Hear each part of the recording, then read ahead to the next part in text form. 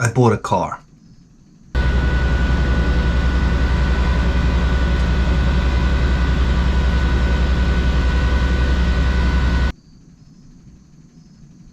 Yeah.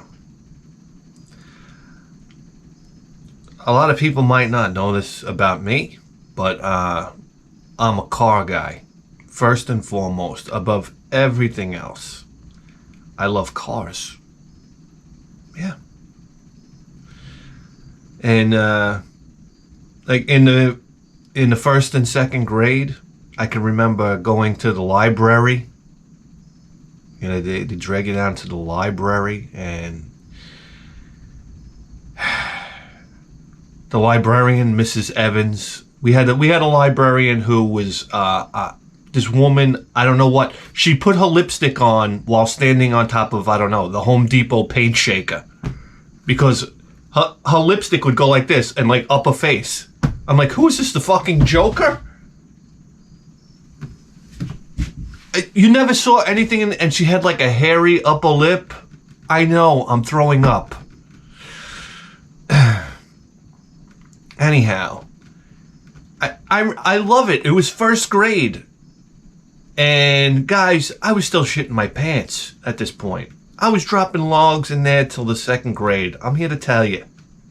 The teachers used to pull my hair. I'm like, what is it? Who is my fucking first grade teacher? Greg the Hammer Valentine?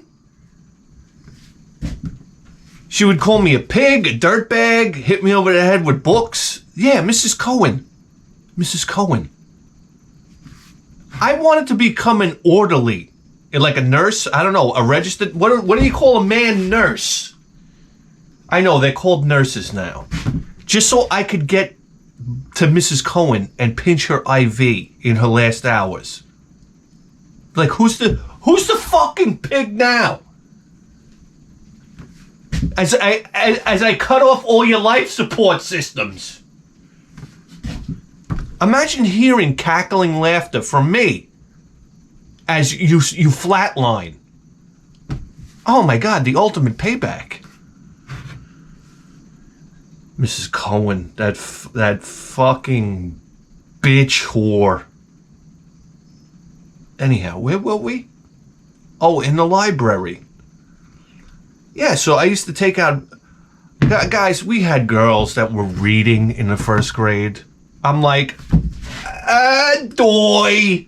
Like, and the teachers would brag about it. Well, Marilyn's reading Charlotte's Web. She's almost all the way through. I'm like, oh my God, get her the golden, the golden twat trophy for her. Congratulations. You know what I read today? Nothing, but there's a fucking deuce in my drawers. You want to clean it out now? There was no reading, I don't even think, till the third grade for me. I don't know. Just an idiot. But that's okay. So what I would do is, since I didn't know how to read, I would just, and Mrs. Evans would try to teach you. I don't know how to read, but you're gonna teach me how to use the card catalog. Okay, sure.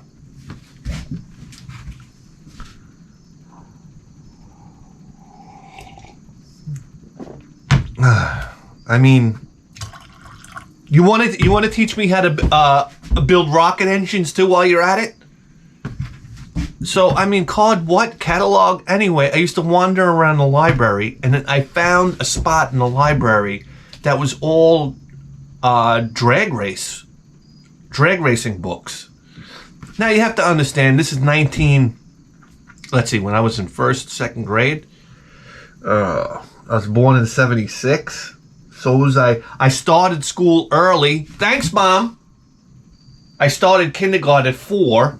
I know that's normal now, but back then everybody started at 5. So I started at 4. And the difference between 4 and a 5-year-old is like the difference between a Neanderthal and Stephen Hawking. So, I don't know how old I was. 5, 6. That would make it 1981, 1982. So you understand when books in the library are at least 20 years old, this type of thing, 15, 20 years old. There was never like new books in the library. So this is like, these drag race books are from the 1960s and 70s. And oh my God, I would open them up and it was like pictures of like, you know, altered wheelbase funny cars, this type of thing. Gassers, slingshot, fucking drag cars, you know, like flames coming out of the headers, and I would just sit there and be like, oh, like drooling, because this is like my, you know, my Matchbox cars. My father would buy me Matchbox cars. So, but this was like a whole different level, like Sox and Martin and Ram Chargers. They'd have pictures. I remember pictures of the Ram Chargers where they built that big intake manifold using radiator hose coming out on a huge, like this huge, the first ever a concept of a tunnel ram. Anyhow, and I would draw pictures, you know, with flames coming out of the exhaust pipes. I just draw pictures the whole time, and come home and draw pictures, you know, big tires, burnouts, this type of thing. I was like, this is like the greatest shit ever. And this whole rest of this library could burn down. But this section of library was sacred. And oh, I used to love it. Love it. I draw. Anyhow. Then when I finally got old enough to drive, I bought a Thunderbird. And, you know, I drag raced the Thunderbird down at... We used to have a drag strip here on Long Island until it turned into complete hellhole.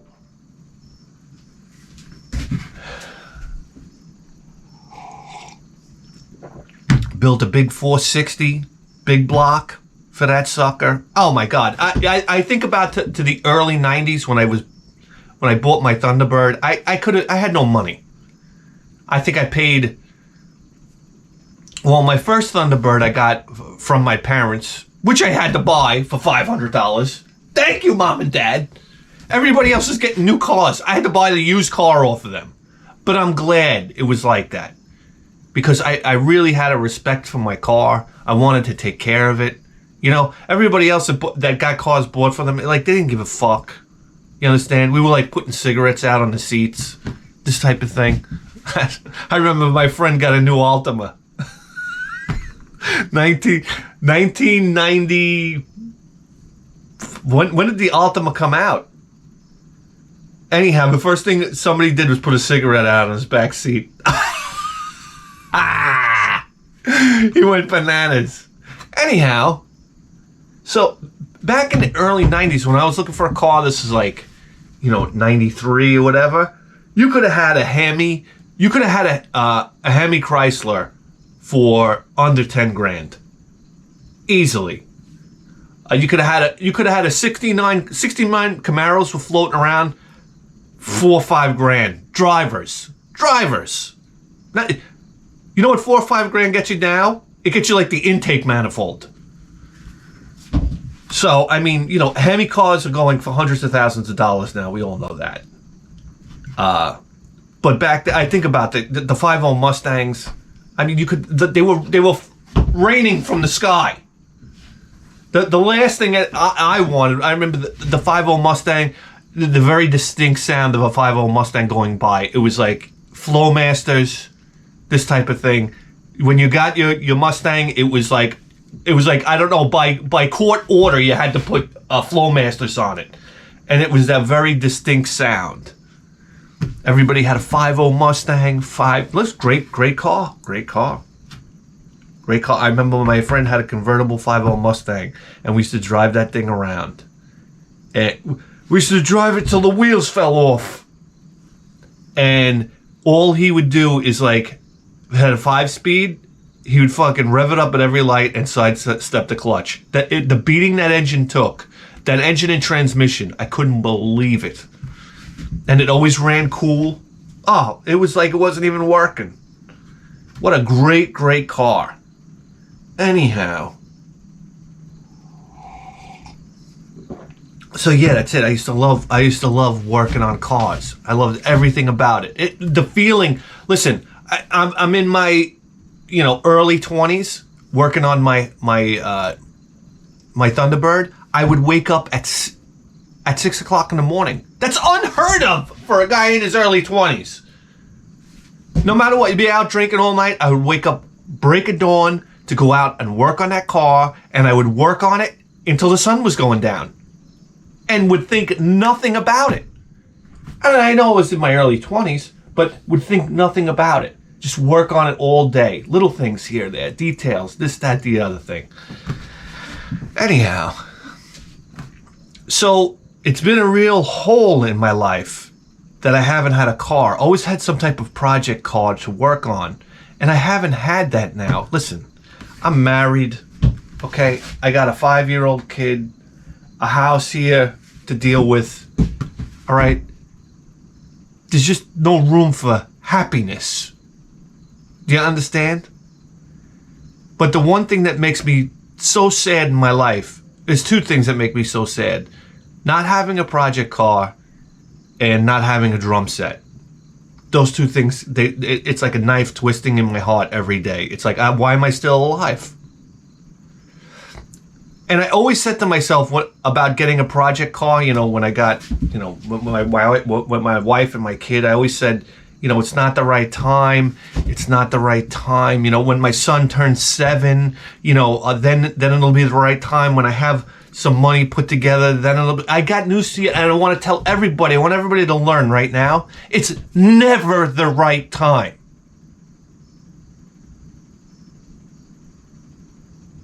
It's never the right time. And if you want something, go and get it. And that's it. Don't worry, I don't have the money. Don't worry about that. I don't have the time. Don't worry about that. I don't have the space. Don't worry about that. Just go and do it. And everything will fall into place. Guys, I have no business buying a car right now. I have to tell you that right now. My wife is completely against it. I don't care. I have to work on it in the street. I don't have a garage. I don't even have a driveway to put it in because I have tenants. I have tenants that live downstairs. So it can't go in the driveway. I have to work on this in the street. I have every excuse. This is my garage. This is my garage right here. That's right. That's my toolbox. I don't have a garage. I have a limited amount of tools in here, okay? But I don't care anymore. I'm like Phil Collins. I don't care anymore. I got a woman across the street. I don't know what her fucking problem is. She's the biggest pain in the fucking ass on planet Earth. Do you understand? I had my sister-in-law come over here the other day, and she parked her car in front of the woman's house. I went to go take out the trash. The woman is walking around her car. She goes, "Do you know whose car this is? It's been here for the last 3 days." And I'm like, "That's my sister-in-law's car. She just got here like 3 minutes ago." She goes, oh, and walks back in the house. That's what I got to deal with. I'm going to be out there grinding, welding. Do you realize this woman's going to be calling the police on me, calling the town on me? I don't know, writing tickets herself. I don't care anymore. I'm sick and tired of letting my passion slip out of my hands. I'm not doing it anymore. So my dream, and it all came to a head when I was at work, and I was telling this guy, this guy always talks to me about cars. He's a big car nut, and like me, he doesn't have a car. So, and all we do is sit there and make excuses. Man, if I had money, if I was a millionaire, this type of thing. I hate that shit. I really do. If I had this and I had that, and then if I had a place and if I had a warehouse like Jay Leno, I'd buy this, I'd buy that. Fuck all that. Enough is enough already. I can't do that all day long. It's depressing. So I said to him, you know what I'd really love to have? I'd really love to have like an old gasser, 60s era gasser. And he made a comment like, yeah, but you're just a loser anyhow, so you're never going to have a car, whatever. And I laughed and I was like, yeah, you're right. and it was just like, you brush it off. That's how you always talk, right? So I went home that day and I'm sitting with my wife and I said, you know what I always wanted? I always wanted a gasser, and I start showing my wife videos of gassers.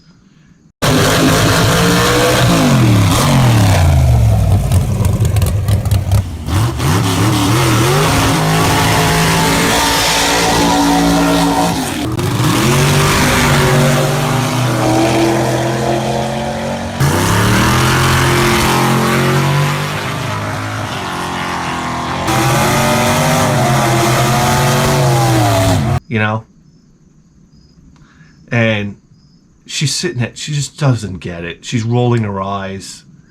Like she's like, what is this? And I'm just like, she goes to make coffee and I'm sitting on the couch and I'm just like,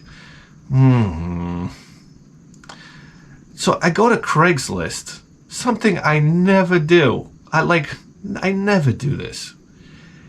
And I type in gasser. And here it is. Around the corner from me here, there's a 1962 Mercury Meteor.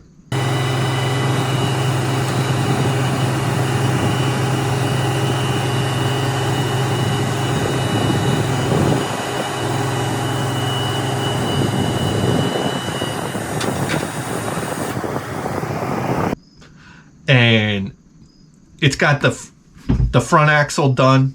It's got the gasser has the straight front axle, leaf spring suspension, to bring the nose up, weight transfer to the back for drag racing and whatnot. I said, oh my God, look at that beauty. As soon as I saw this car, I fell in love. It's got the engine. Number one, I want Ford. I'm a Ford guy. It's a 62 Mercury.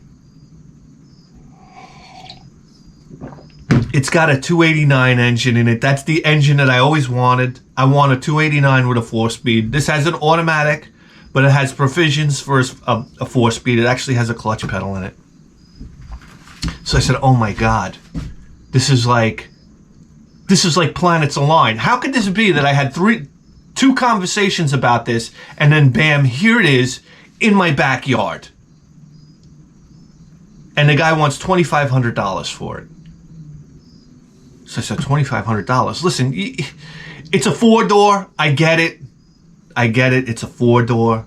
But believe it or not, back in the 60s, they used to make gassers out of 4 doors. I know nobody wants to make a 4-door gasser anymore. But guess what? You can't, there's not a Falcon, like a Ford Falcon or a Comet to be had these days for less than $8,000. Sorry, they just don't exist anymore. 2 doors, they don't exist anymore.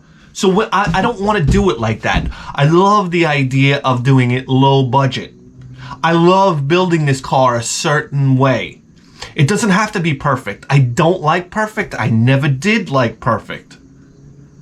But I like just right. And I know exactly what I'm looking for out of a gasser. So I said, oh my God, here's the fucking car. It's right here. So I have the talk with my wife. I say, oh my God, we were just talking about this. I was bop, bop, bop, bop. You have no idea the type of door-to-door salesman charlatan you have to turn into to talk to your wife about purchasing a car. And where are you going to put this? In the front yard. It'll be all right. Ba, ba, ba. Listen, guys. I call up a tow truck company. Before I even call I call a guy. I said, I'm interested in the car. When's a good time to take a look at it? He's like, right now. I said, let me call you right back. I get on the horn with a tow truck company. I said, how much is it going to cost to tow it out here? When I say around the corner, I mean Long Island. It wasn't that close. I call a couple tow truck companies. Nobody's less than $400. $450, $475 to bring it out. I said, oh boy. I said, all right, let me just go look at this car. So I take a drive out there. And I'm looking at the car. As soon as I saw it, I knew this car was coming with me. I knew it. As soon as I said, I don't care what's wrong with it. I can fix anything. I realized at this point in my life, I can fix anything. If it was made by man, I can fix it. So I see this car. I fall absolutely in love with it.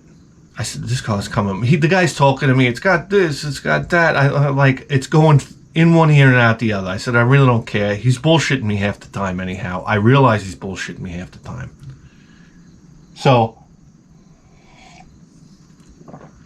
I say to him, I said, listen, I like the car. I said, but my only problem is getting it to my house. These guys want to charge me like $400 to take it to my house. He goes, if you buy the car, he goes, I'll take it to your house free of charge. And right there, I said, deal. So there we go. So it's basically like getting the car for $2,100, right? That was my negotiation right there. Now, I'm going to tell you something right now. I'm going to be real with you. This car is like a money incinerator on 4 wheels. Okay? It's a wreck. It's a wreck. It needs brakes. None of the brake lines are hooked up. Do you understand? So that's number one. Now listen, I got the car registered. I got the car miraculously registered and insured. I got a 10-day inspection on it. So I got 10 days to try to get this car running.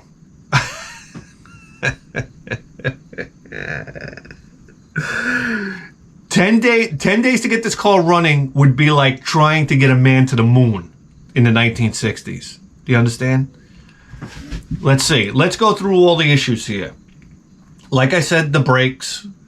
It has no carburetor. I love it. The guy tells me, it's a 289 hypo, and I look at the top of the manifold. It's a 2-barrel manifold. I'm like, yeah. I wanted the guy to enjoy his little show, so I didn't say, well, that's funny. I never saw a 2-barrel manifold on top of a hypo 289. Yeah. So anyway, I think it's a standard 289. I know it's a standard 289. There's no question about it.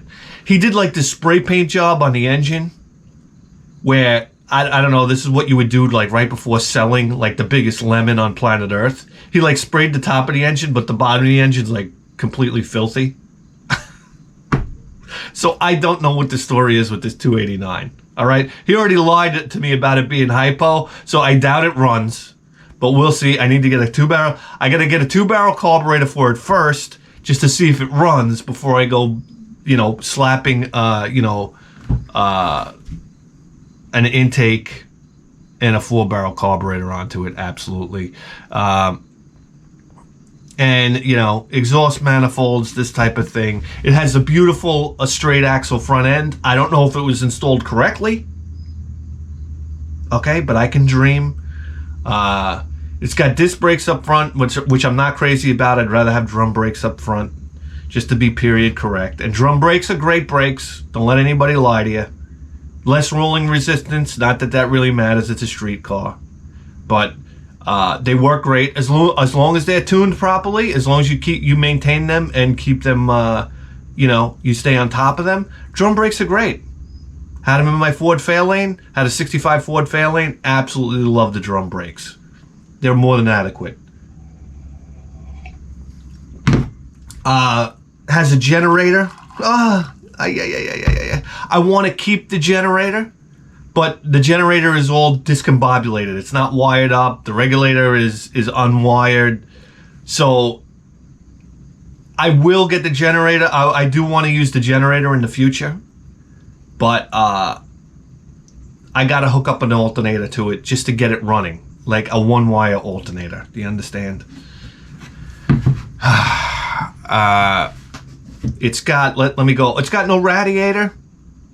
But amazingly enough, when I went and visited my father, and my father had the radiator out of my Thunderbird, out of my old Thunderbird in the backyard. So I'm going to see if I can make that work in there. Even though the inlet port and the outlet port are diagonal, and on the original radiator they're in line. So we'll see how that works. Got to get a transmission cooler. Yes. The interior is shot. Okay, it needs floor pans all around. I mean, I could basically put my feet down to the ground and drive the car like Fred Flintstone. The seat is like ready to fall out. The front windshield has a crack in it. The list goes on and on. What do you want to know? In the trunk, there's a fuel cell. There's no gas tank, which I'm not too crazy about. There's a fuel cell in the trunk, but it's just like, it's there. It's not installed. And it's only like 5 or 8 gallons, which is a nightmare. But I'm going to use it because that's what I have. The whole idea is to build this on a budget. I'm going to keep track of every single penny that I put in this car, write it down in a book, and document every single, repair on this car. And be completely transparent about how much it costs. All right, because we could sit there and we lie to ourselves when we build something, right? I put this car together for $5,000. Yeah, multiply by 10. Don't let anybody lie to you. And they always like to do this shit, I had this carburetor laying around, so that was free, and I had this. Yeah, but what about the bolts that you had to go out and buy? The little things that add up. The bolt. I'm not kidding myself with this car. I got to put a battery. I got to install a battery in the back. So this is the game plan. It's got no battery, so I figured naturally you put the battery in the back because there's no fenders, wells, or anything left up front, and naturally you want that weight in the back anyhow. It's got an 8-inch rear end instead of a 9-inch rear end. I can deal with that. It's going to have a 289 all of its life. My mission right now is we need fuel. We need all the ignition is unwired. I have to rewire the ignition. We need radiator belts. We need coolant system. We need brakes just to get it down to the shop for a safety inspection. That way old Hagula can't call a town on me and they can come and try to tow it away because it's got no inspection.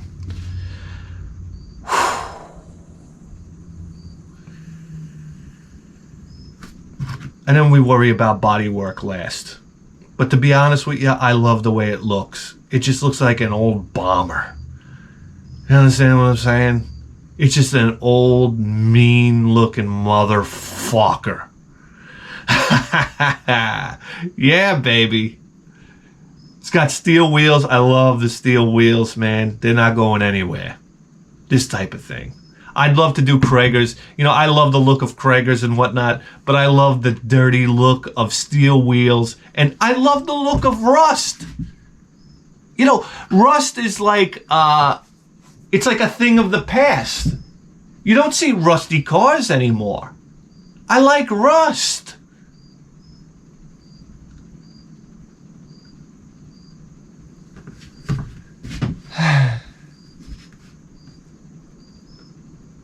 I like rust and dirt. Because these things you don't see any. Listen, I got news for you right now. If you said to me, if you could have any car right now, I guess you got to go for what you want. I listened to this guy and he told me you could have anything you want in this world. What do you want? Write it down. And I thought about it. I don't want a fucking Ferrari. I don't want a BMW. I don't want a Mercedes. That's not me. And I thought about it. I said, what am I, fucked up in the head? Why don't I want those things? I want a gasser. More than anything. That's what I like. And it took me so long to figure that out. I said, well, why don't I like these other things like a new car? I see new cars and I'm just like, go away. Go away. I see check engine lights. I see hassle. I see complication. I see a 289 with a 4-speed and a 9-inch rear. and I say mechanical perfection. I don't want anything electrical on this car. That's why I want to keep the generator. I'm like, what do I need? I'm putting in a one-wire alternator just to eliminate all the hassle to get the car running. But eventually I'll go back to the generator. There's nothing electrical in this car. The headlights. I don't even have the heating system in it. That got ripped out. Mechanical fuel pump. Mechanical fan. Everything mechanical. This electric, maybe the dashboard lights. And when you get a one-wire alternator, you can't get one less than 100 amps. Like, what do I need that for? I don't. So we'll go back to the generator eventually. And that's it. This is what I want. I said, Jesus Christ, this is what I fucking want. That's it. Rolling around in a gasser all day. That daily driver, no problem. I could drive that every day. Be very, very happy.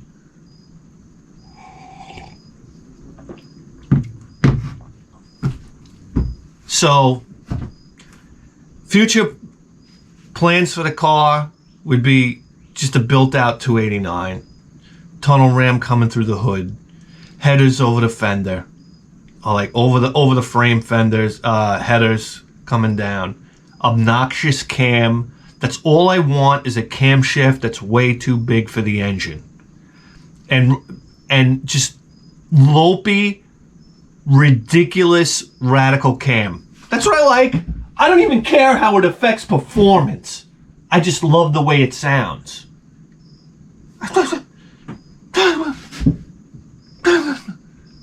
That's it. And then some lettering on the side of the car. It's a Meteor. So I was thinking, listen, there's two things I love in this world. It's gassers and elegant Elliott often. So I was thinking about naming it Meteor, right? Nobody would get it, but I don't care. Or I could name the car Elegant Elliott. I don't know, guys. So here we go. I figured I'd share this with everybody, mainly for inspiration, even though it's not that inspirational because all I did was buy a fucking $2,000 car, like the biggest loser on planet Earth. But for all of you out there that you have a dream and you know what, you're sitting on your dreams, or you have a passion for something and you're sitting on it, stop sitting on it, okay? And never mind what the fucking wife thinks, she'll get over it. And never mind about everybody else and their big fucking mouth. You gotta chase dreams in this life. If you don't chase dreams, then you might as well be dead in a coffin. And that's the truth. I got so excited to go out and work on that car. I'm like, in my head, I'm planning it out. I'm like, okay, we're gonna do this first, and we're gonna do that second. And I leap out of bed. And I go out there and I found, holy shit, at 44, I'm shot. Okay, my body's shot. I'm here to tell you. My back is shot. You know, the knees are going. Everything's going. I get on that car. I don't think about anything. I'm underneath the car. I'm above the car. I don't give a shit. There's this energy happening. And I tapped into an energy. I was working on it the other day. The next thing you know, it was like, time to eat dinner. I'm like, well, what? I gotta stop? I didn't want to stop. Absolutely love it. So you could chase your passion. Get that thing that's gonna make you get out of bed in the morning. Because it sucks not to want to get out of bed in the morning. And I know the feeling. So that's it. Guys, you ready? Yeah, I figured, join me on this journey, right? It's either that or you can unsubscribe. Because I don't know what to tell you. It's what I love to do. So I'm going to do it. And, I invite you on this journey if you want to come. And you could watch me, spend way too much money on a piece of shit car. How about that? All right. And I'm going to tell you every penny that I spend. Not like everybody else. I'm going to tell you every screw. Everything. We're going to put it on the screen. That's right. And if my wife watches the videos, divorce papers in tow. That's basically it. Anyway, guys, do you realize you just tuned in to the greatest video game program that doesn't talk about video games anymore? In the history of human civilization? And you better believe that. With the 4K face!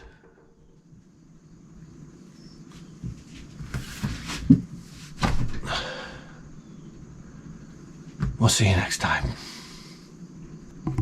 Guys, if I told you once, I told you 9 times, we have an absolute, I don't know what you'd call this. This is a primetime show on Patreon. That's right. I think we're 24 episodes? 24. You understand? It's the greatest advices program in the, I don't know, that you'll ever see. That's right. People write in my email down below, put advices in the header. They have problems. Big problems. I mean, rashes, this type of thing. Some people have big problems. They're married. That's the biggest problem of all. Anyhow, you got life problems. And I'm an old man now. So I have a lot of experience, a lot of wisdom for you. I want to share it with you. I want to help you. It's what I was put on this planet to do. I believe that. So write in, advices in the header, and you get wonderful advices, just like this. To get all this furniture. I know, I'm overwhelmed. I need help. I can't get the job done. You will not get help until you can't get the job done. I don't know. Get the fuck out of here with these questions, will you? And that's a union job? So basically, you have to stab an old lady in the stomach to get fired. I have a Puerto Rican Dominican wife. Oh, that's great. She likes to play with sticks and steel hubcaps. I know. You're getting warm fuzzies. I get it. I get it. It's great stuff. So, guys, email me down below. That's it. And write to me with all your problems. And I will solve them. I promise you. Just like... Okay, guys. Thank you to all the Patreons. I am deeply grateful for all the support. We'll see you next time.